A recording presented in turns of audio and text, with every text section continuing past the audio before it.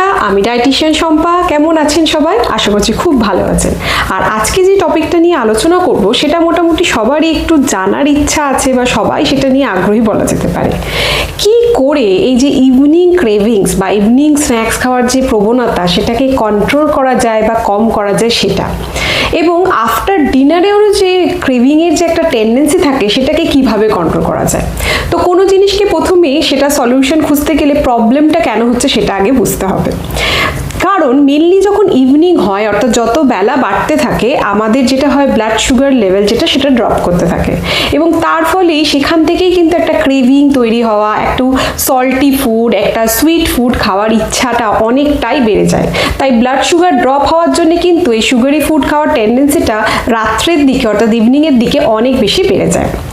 আরেকটা যেটা খুব সমস্যা হয়, যখন ইভিনিং হয় তখন আমাদের বডি সেরোটোনিন লেভেল কমে যায়, এবং সেরোটোনিন লেভেল কমে যাওয়ার ফলে এই যে হাঙ্গার প্যান বা মিষ্টি খাওয়ার যে ইচ্ছাটা সেটা অনেকটাই বেড়ে যায়, এবং তার সাথে সাথে সারা দিনের যে একটা স্ট্রেস থাকে সেটার জন্য যে কর্টিসল হরমোনেরও চেঞ্জেস হয়, সেখান থেকে কর্টিসল হরমোন বেড়ে যাওয়ার ফলেও কিন্তু কনস্ট্যান্টলি আর কি হাঙ্গার প্যাং হওয়া বা খিদে পাওয়া বা খাবার যে ইচ্ছাটা সেটা ভীষণভাবে বেড়ে যায়।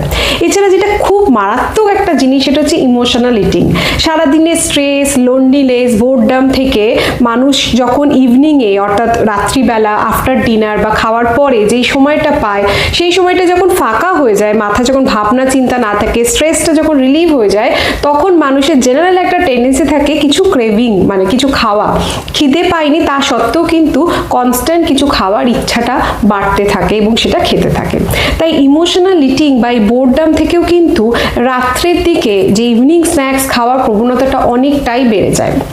এবং আরও যেটা সম্ভাবনা আরও যেটা হয় যে সারা দিন যে এই বডির যে ল্যাথার্জি মানে সেটা মুভ করতে না চাওয়া, মুভমেন্ট না হওয়া এবং প্রপার ওয়াটার ইনটেক না হওয়া, সেটাও কিন্তু ভীষণভাবে এই হাঙ্গার প্যানকে প্রভাবিত করে বা হাঙ্গার প্যানকে ইনফ্লুয়েন্স করে বলা যেতে পারে।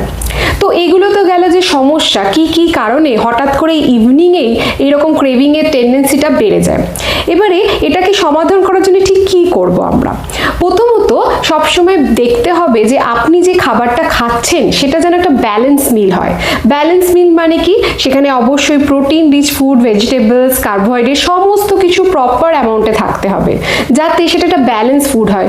রাত্রিবেলার দিকে আমাদের জেনারেলি একটু খাবারটা কমিয়ে দেওয়ার টেন্ডেন্সি থাকে, মানে শুধু একটু রুটি সবজি খেয়ে নিলাম বা একটু ভাত, একটু কিছু আছে সকালের বাচ্চা সেটা খেলাম, সেটা না।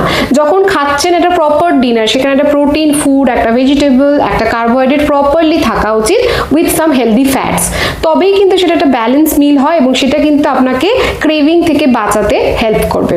অনেকেই ক্র্যাশ ডায়েট করার সময় যেটা করে যে ভীষণ একটা ছোট একটা কম মিল, এক বাটি স্যুপ খেয়ে নিলেন, একটা ভেজিটেবল সতে খেয়ে নিয়ে রেখে দিলেন, কিন্তু কনস্ট্যান্ট যদি আপনার খিদে পেতে থাকে বা খাওয়ার ইচ্ছা থাকে, এইটুকু ডিনার করার পর আপনি কিন্তু অবশ্যই বাইরের থেকে কিছু খাবেন বা আপনি খেয়ে নেবেন, সেটা ক্রেভিংটা তৈরি হয় সেটার থেকে। তাই যেদিন খিদে পাচ্ছে, আমাদের প্রত্যেকদিন খিদে যেরকম চেঞ্জ হয় সেরকমভাবে যেদিন খিদে বেশি পাচ্ছে এটা প্রপার মিল খান, একটা রুটি সবজি ভাত খাওয়া, যেটা সবজি দিয়ে হোক, ডাল দিয়ে হোক, প্রোটিন দিয়ে হোক, সেটা প্রপার মিল খান, যাতে কম খাবার উদ্দেশ্য নিয়ে এরকম না হয় যে ওইটা ছোট করে খেয়ে নিলেন, একটা ছোট অল্প dinner, small dinner, light dinner করে তারপর একটা বেশি করে খাবার আপনি পোস্ট ডিনার বা ইভিনিং স্ন্যাক্সের ক্রেভিং এর জন্য খেয়ে ফেললেন।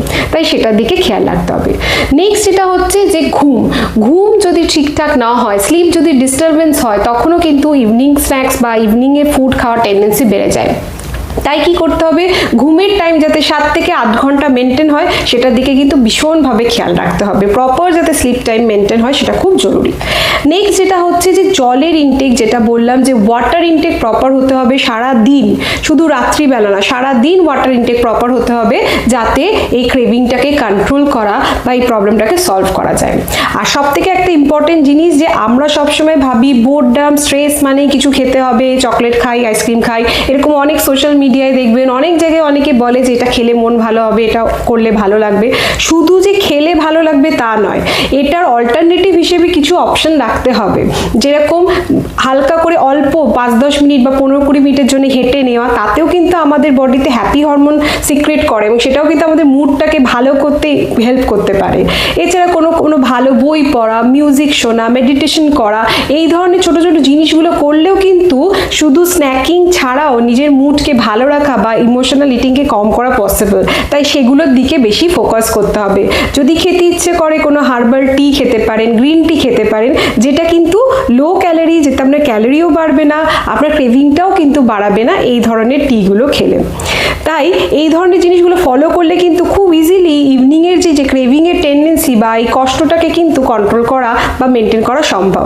যদি এই নিয়ে আরও কিছু জানার থাকে, আরও কিছু কোয়েশ্চেন থাকে, অবশ্যই আমার এই ভিডিওর কমেন্ট সেকশনে জানাতে একদম ভুলবেন না। সবাই ভীষণ ভীষণ ভালো থাকবেন, সবার সাথে আবার দেখা হবে। নমস্কার।